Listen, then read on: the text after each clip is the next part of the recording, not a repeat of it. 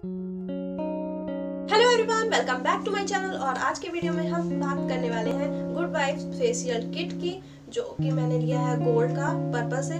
तो उसका यूसेज और पूरा जो भी उसका आउटपुट मिलेगा, रिजल्ट होगा उसका, वो मैं आपके साथ शेयर करूंगी। तो अगर आप मेरे चैनल फर्स्ट टाइम है तो जल्दी से सब्सक्राइब कर लें और लाइक और शेयर करना ना भूलें। Let's get into the video.